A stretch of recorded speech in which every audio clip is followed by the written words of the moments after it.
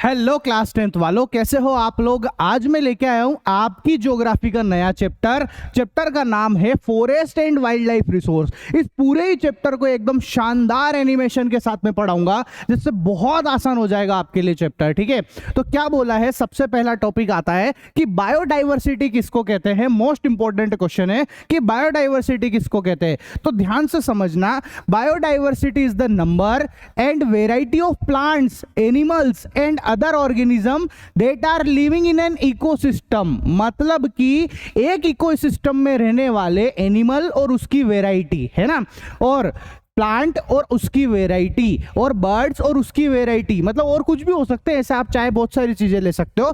ये जो इकोसिस्टम में रहने वाली ये जो सारी चीजें हैं, ये आपस में मिलकर बनाती है बेटा बायोडाइवर्सिटी। तो ये मोस्ट इंपॉर्टेंट क्वेश्चन है कि बायोडाइवर्सिटी किसको कहते हैं, तो उसके लिए आपको ये डेफिनेशन लिखनी पड़ेगी। ठीक है, अब बायोडाइवर्सिटी जो है दो शब्दों से मिलकर बनी है, एक है बायो और एक है बेटा डाइवर्सिटी। बायो का मतलब होता है लाइफ, है ना, और डाइवर्सिटी का मतलब होता है वेराइटी।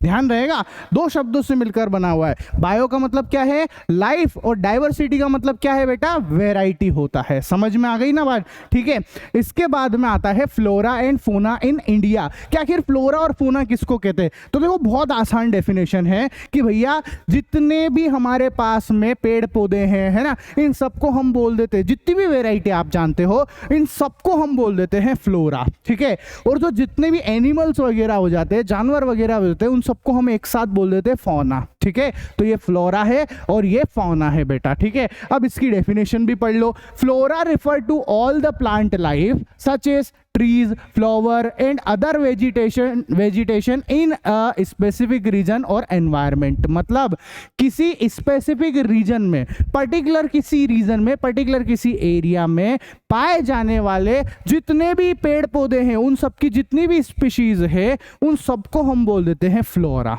ठीक है, फिर आता है फौना। किसको कहते हैं, fauna refers to all the animals life in that some region, same region encompasses all types of animals, bird, insect and wild life. कहने का मतलब पर्टिकुलर रीजन में पाए जाने वाले जितने भी जानवर हैं, उन सब को, उन सारे जानवरों की स्पीशीज को हम एक साथ बोल देते हैं फौना। ठीक है, पर्टिकुलर रीजन की बात कर रहे हैं। समझ में आया। India is one of the richest country in the world in terms of biodiversity. याद रखना, हमारा इंडिया जो है वो भैया बायोडाइवर्सिटी की टर्म में सबसे ज्यादा रिचेस्ट है भैया। ठीक है, ऐसा। It is home to 8% of the world biological subspecies about sorry बेटा, है ना, थोड़ा सा गला खराब है जुकाम की वजह से। तो देखो क्या बोला, it is home to 8% of the world biological subspecies about 1.6 million.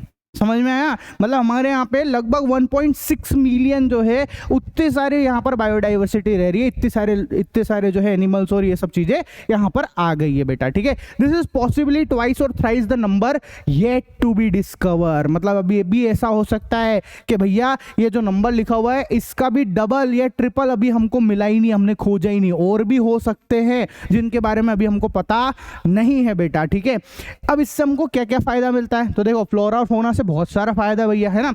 We get food, हमको फूड मिलेगा, क्लोथ्स मिलेंगे, रॉ मटेरियल मिलेगा, मेडिसिन्स मिलती है, बहुत सारी चीजें मिलती हैं इन फ्लोरा और फौना से बेटा। ठीक है, ऐसा।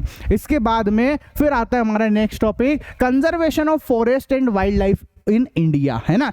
अब ये यहाँ पे मोस्ट इंपॉर्टेंट क्वेश्चन बनेगा इस टॉपिक से, और यहाँ का मोस्ट इंपॉर्टेंट क्वेश्चन क्या है, ध्यान से सुनना, है ना। Very very very important question है बेटा ये। ठीक है, क्या है, ध्यान से सुनो।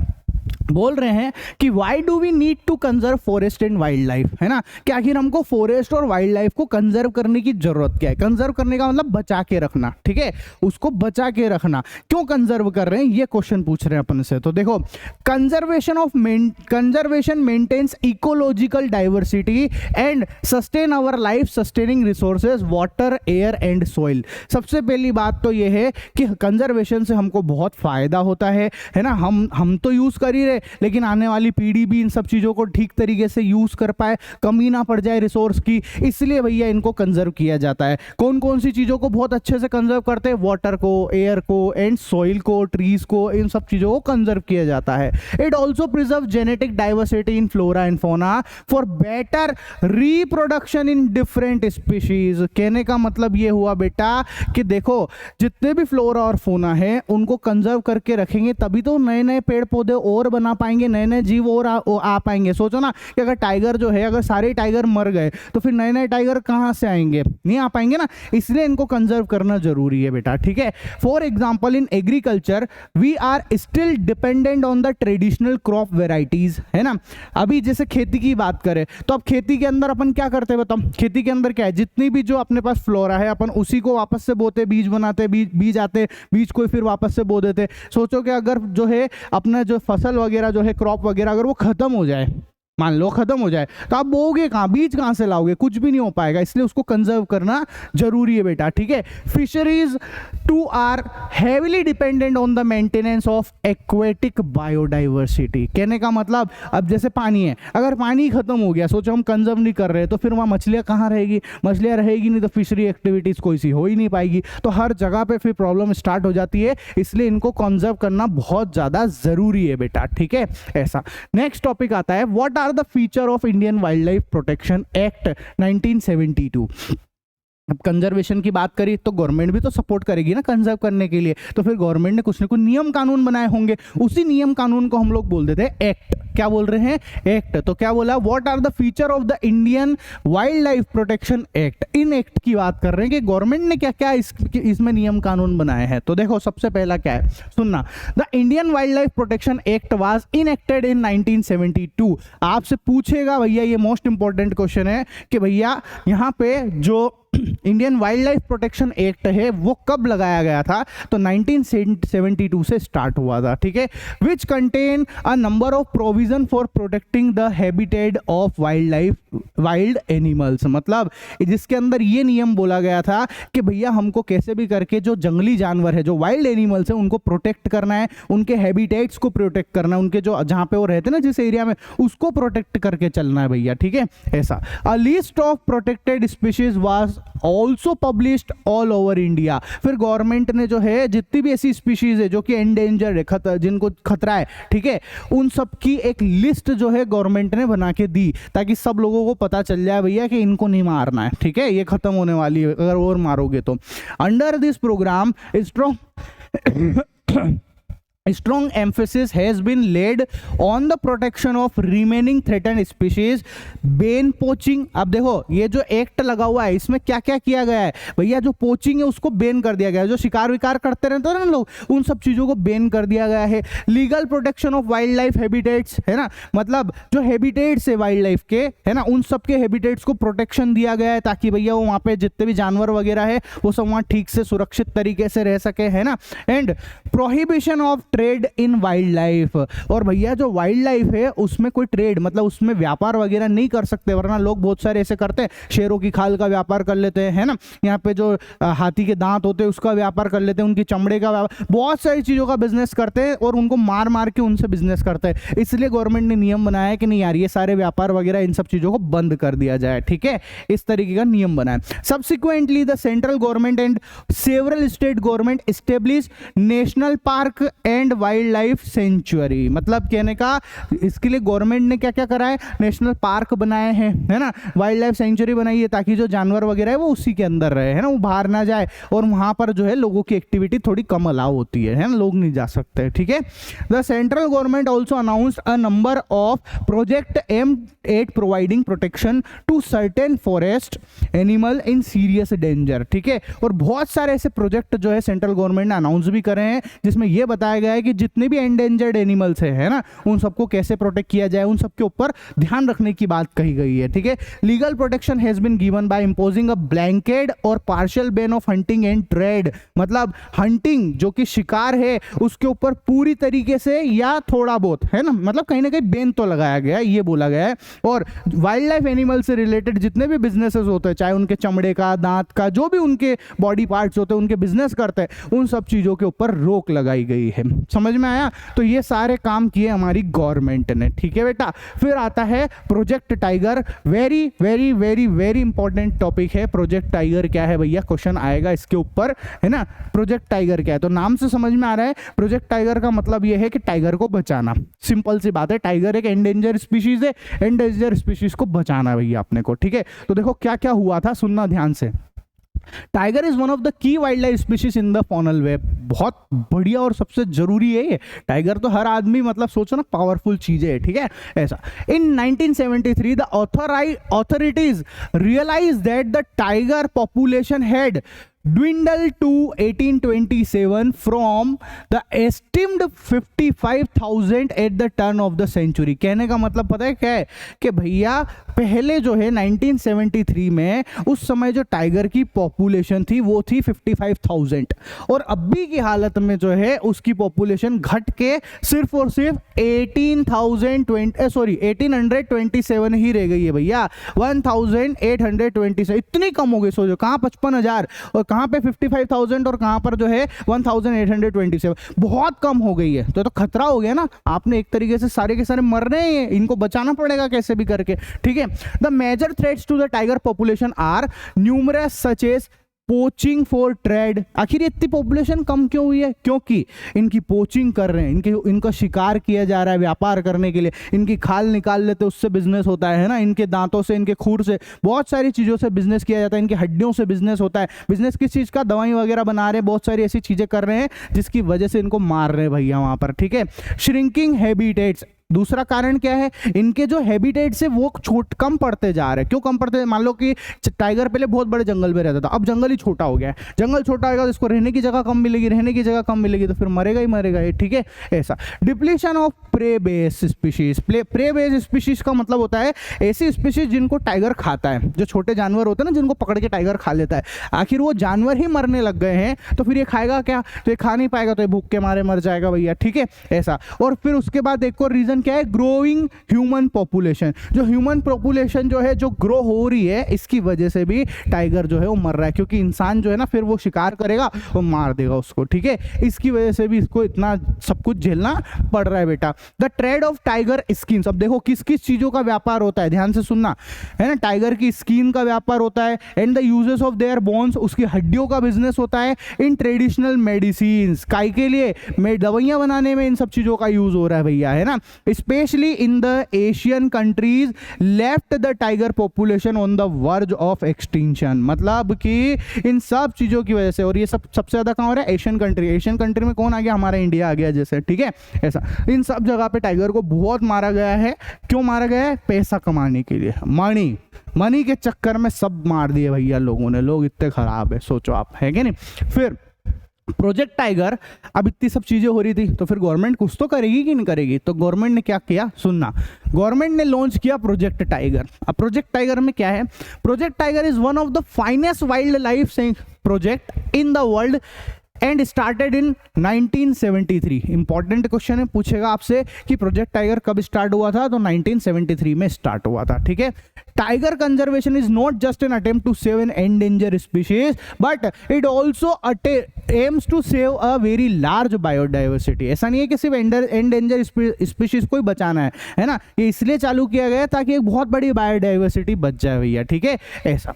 कॉर्बेट, अब इसके लिए क्या क्या किया गया है देखो ध्यान से सुनना, है ना। कॉर्बेट नेशनल पार्क इन उत्तराखंड, आपने सुना होगा जिम कॉर्बेट का नाम, ठीक है। जिम कॉर्बेट करके एक नेशनल पार्क है उत्तराखंड के अंदर, जहाँ पे बहुत सारे टाइगर है, वहाँ बहुत सारे टाइगर रहते हैं भैया, ठीक है, और उनका ध्यान रखा जाता है वहाँ पर, है ना। Sundarban national park in West Bengal, West Bengal में सुंदरबन है, आपने सुना होगा। सुंदरबन के ऊपर एक मूवी भी आई है, एक मूवी आई थी, बहुत शानदार मूवी है, ठीक है। फिर उसके बाद बांधवगढ़ नेशनल पार्क इन मध्य प्रदेश में, है ना। सरिस्का वाइल्ड लाइफ सेंचुरी इन राजस्थान, ठीक है। मानस टाइगर रिजर्व इन असम, ठीक है। Periyar tiger reserve in Kerala, example of tiger conservation project in India, ठीक है। तो ये सब के सब जो है टाइगर प्रोजेक्शन, जो टाइगर को कंजर्व करने के लिए प्रोजेक्ट बनाए गए थे। तो आपसे यहाँ क्या क्या पूछ सकता है कि भैया सुंदरवन कहाँ पर है, तो ध्यान रखना सुंदरवन कहाँ पे, पश्चिम बंगाल के अंदर है, ठीक है ऐसा। बांधवगढ़ कहाँ है, एमपी के अंदर है ना। सरिस्का वाला कहाँ है, राजस्थान के अंदर है। पेरियार कहाँ है भैया, तो पेरियार जो है केरला के अंदर है। तो ये कुछ बातें हैं जो ध्यान रखना। जिम कॉर्बेट ऑर्बिट कहाँ है, उत्तराखंड के अंदर है। तो इन सब चीज़ों को आपको ध्यान रखना पड़ेगा बेटा, ठीक है। ऐसा वाइल्ड लाइफ एक्ट 1980 एंड 1986, अब ये एक्ट में क्या है, इस एक्ट के अंदर जैसे हमने चलो टाइगर वाइगर तो सब बचा लिए है ना, लेकिन और भी छोटी छोटी ऐसी बहुत सारी एंडेंजर्ड स्पीशीज है जो खत्म हो रही है। जैसे कि देखो कौन कौन सी हो रही है। Under the wild life protection act of 1980 and 86, 100 of butterfly, moth, beetles and a dragonfly have also been included in the protected species। मतलब ये जितनी भी बटरफ्लाई हो गया, मोथ हो गया है ना, ये सारे के सारी भी एंडेंजर स्पीशीज, इनको भी तो बचाना है, इसलिए इसको चालू किया गया था, ये वाइल्ड लाइफ एक्ट लगाया गया था भैया। इन 1991 6 species of plant were also included in the list of the first time, है ना, और कोई 6 जो प्लांट की स्पीशीज है उसको भी इसके अंदर लिया गया था बेटा, ठीक है। फिर आता है types and distribution of forest and wild life resources, ठीक है।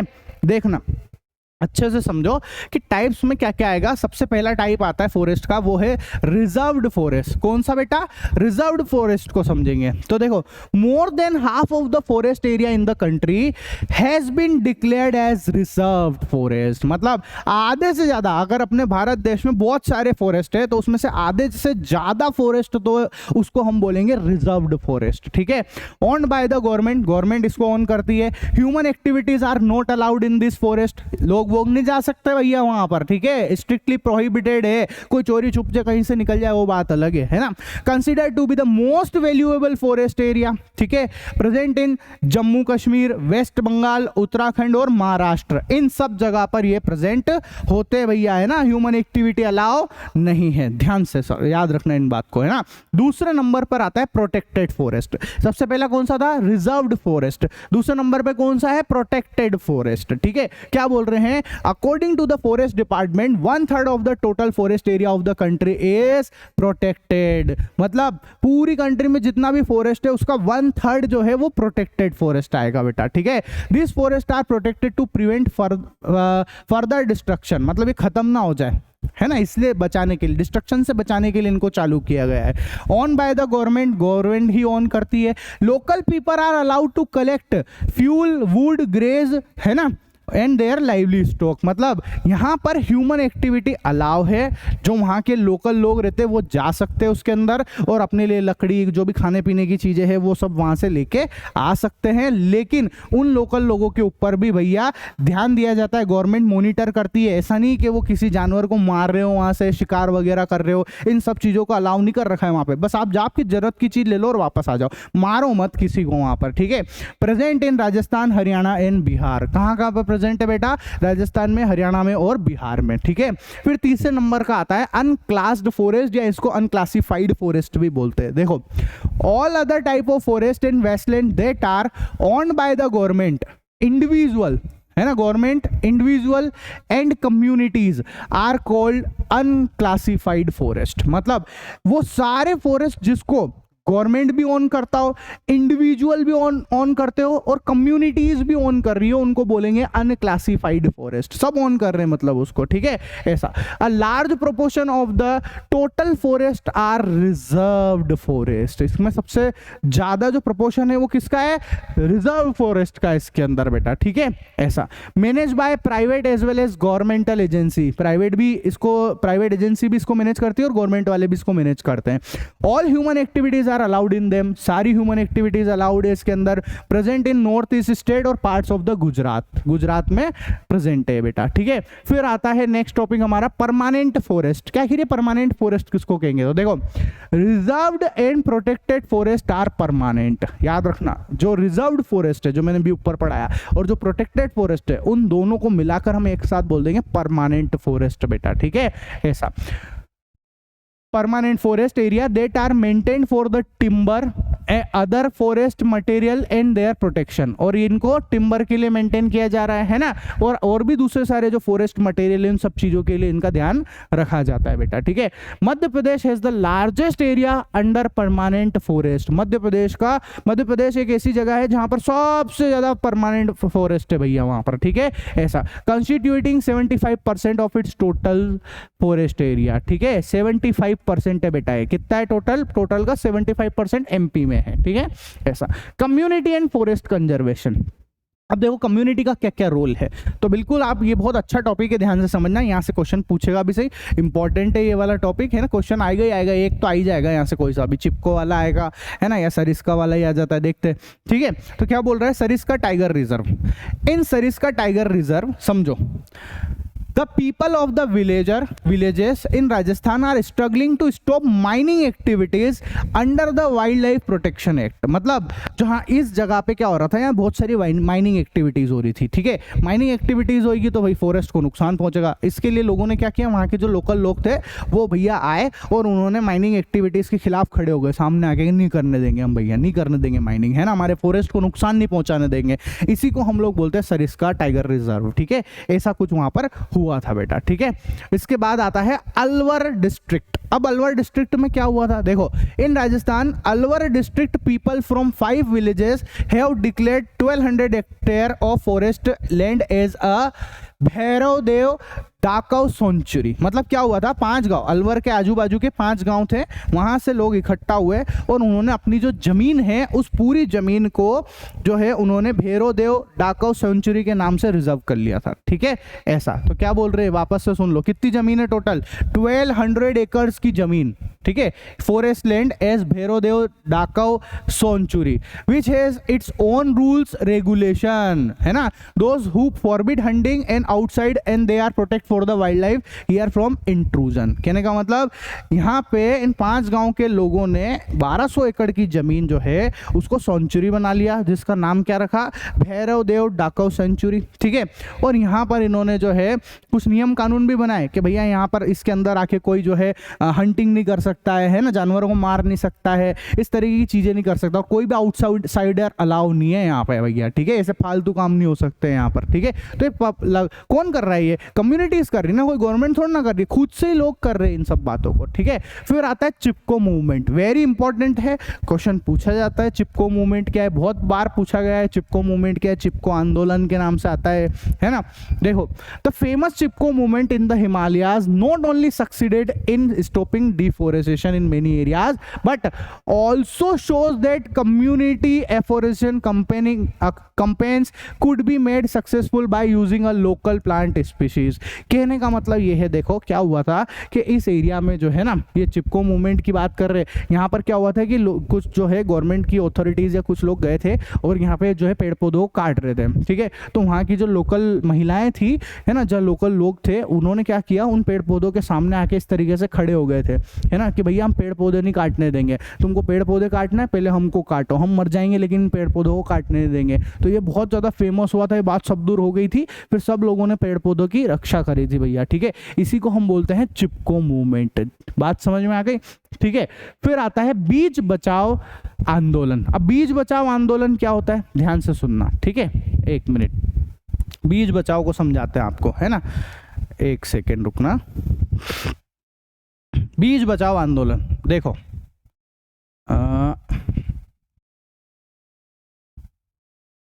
1 मिनट रुकना। ठीक है, ये ठीक से ओपन हो जाए। बीज बचाओ आंदोलन, ये रहा भैया बीज बचाओ आंदोलन। Beej Bachao Andolan in Tehri and Navdanya have shown that adequate level of diversified crop production without the use of synthetic chemical are possible and economical viable। कहने का मतलब क्या है, देखो हम सबको पता है कि हमको जब भी खेती करनी पड़ती है तो उसमें सबसे पहले नंबर पर आता है बीज, कि भैया हम बीज को बोएंगे, फिर बीज में से जड़ें निकलेगी, फिर उसके बाद में जो है और जड़ बड़ी होगी, कुछ पत्तियां वगैरह आएगी, फिर धीरे धीरे जो है वो पौधा बड़ा होगा, फिर उसके बाद में जो है वो कंप्लीट एक पौधा बन जाएगा, फसल आ जाएगी, यही तो होता है ना। अब ये क्या कह रहे हैं कि भैया देखो, जब आप बीज बो रहे हो तो आप केमिकल, सिंथेटिक केमिकल का यूज मत करो, है ना, आप सब चीजें नेचुरल तरीके से करो, इससे जो है पेड़ पौधे की जो क्वालिटी है वो बहुत अच्छी रहेगी और बीज भी जो है वो अच्छी क्वालिटी का हमको मिलेगा बेटा। ठीक है, ये बात इसके अंदर बोली गई थी बीज बचाओ आंदोलन के अंदर। कहां पर हुआ था, टेहरी एंड नवदान्या में हुआ था बेटा ये। ठीक है, समझ में आया। इसके बाद हमारा जो नेक्स्ट टॉपिक आता है वो आता है कम्युनिटी एंड फॉरेस्ट कंजर्वेशन में सेक्रेड ग्रूव्स। क्या है, सेक्रेड ग्रूव्स। सेक्रेड का मतलब होता है पवित्र और ग्रूव्स का मतलब होता है उपवन, बगीचे, पवित्र बगीचे, पवित्र पेड़ पौधे, उनकी बात कर रहे हैं अपन यहाँ पर। ठीक है, तो देखो अच्छे से समझना है ना कि ये क्या चीज है। such forest which have not been told to protect but still we protect them ourselves। कहने का मतलब कुछ ऐसे पौधे होते, कुछ ऐसे पेड़ होते हैं जिनको सरकार ने नहीं बोला कि तुमको बचाना ही है, फिर भी हम उनको अपने मन से बचाते हैं, अपने खुद से बचाते हैं। क्यों? अपनी आस्था जुड़ी हो, अपन धर्म के हिसाब से उसको बचाते हैं। ऐसी सब चीज़ों को हम बोलते हैं सेक्रेड ग्रुप्स। ऐसे पेड़ पौधों को हम बोलते हैं sacred groups, because we worship them. क्यों बचा रहे हो? क्योंकि हम उनकी पूजा करते हैं एज गॉड, भगवान मान के उनको उनकी पूजा करते हैं। We call such group sacred groups. समझ में आया? ठीक है, जैसे अपने आप देखना करते हैं कि नहीं करते, शीतला सप्तमी में पीपल वगैरह की पूजा करते हैं, है ना, वो वाली बात कर रहे हैं आप। ठीक है, the mahua and kadamba trees are worship by the Munda and Santhal tribes in the Chota Nagpur reason. अब छोटा नागपुर जो रीजन है वहां पर मुंडा एंड सांथल कम्युनिटी है ना, जो कि छोटा नागपुर रीजन में रहती है, वो किसकी पूजा करते हैं बेटा? महुआ एंड कदम्बा ट्रीज की पूजा करते हैं। ठीक है, ऐसा। फिर the tribes of the Odisha and Bihar worship the tamarind and mango trees during the weddings. ठीक है भैया, किसकी पूजा करते हैं ये? टेमेरिन मतलब इमली और मैंगो की पूजा करते हैं यहाँ पर। ठीक है, many of us consider peepal and banyan trees to be sacred. हम लोग, बहुत सारे लोग पीपल को बहुत पवित्र मानते हैं और पूजा भी करते हैं ना, बरगद के पेड़ को बहुत पवित्र मानते हैं हम लोग भी। ठीक है, ऐसा। Around the Bishnoi villages in Rajasthan you can see herds of black buck, chinkara, देखो ब्लैक बग है ना, चिंकारा, नील गाय, पिकॉक्स। ठीक है, that are an integral part of their community there and no one harms them। आपने सुना होगा बिश्नोई कम्युनिटी के बारे में। बिश्नोई कम्युनिटी जो है, ठीक है, राजस्थान के अंदर है, जो कि ब्लैक बक है ना बहुत मानती है। कोई इनको अगर कोई इनको मार देगा ना, या मार देगा, गलती शिकार कर लेगा, उनकी 12 बजा देती है, फिर उनके अगेंस्ट केस करती है वो। ठीक है, ऐसा। उसके बाद नील गाय हो गया, पिकॉक हो गया। ठीक है, इन सब चीज़ों के ऊपर जो है वो बिश्नोई कम्युनिटी इनका ध्यान रखती है, और इनके एरिया में कोई इनको आके इनको मार नहीं सकता है, इनकी हंटिंग नहीं हो सकती बेटा। ठीक है, इस ब्लैक बक के ऊपर तो एक बहुत फेमस केस भी आपको पता हो तो कमेंट में बताना मेरे को कि क्या है वो। ठीक है ना, ऐसा। इसके बाद आता है जॉइंट फॉरेस्ट मैनेजमेंट प्रोग्राम। ठीक है, जॉइंट फॉरेस्ट मैनेजमेंट प्रोग्राम कुछ नहीं है, देखो गवर्नमेंट भी कुछ प्रोग्राम चलाती है ना। अब जब गवर्नमेंट के लोग, जैसे वन अधिकारी नहीं होते, जो फॉरेस्ट के जो ऑफिसर होते हैं वो, और पर्टिकुलर वहाँ के रहने वाले जो गांव के लोग हैं, है ना, वो दोनों आपस में मिलकर जब पेड़ पौधों की, बगीचों की, है ना, या जो फॉरेस्ट की जब वो सुरक्षा करते हैं, उसको हम लोग बोलते हैं joint forest management program. Joint मतलब समझ में आ गया?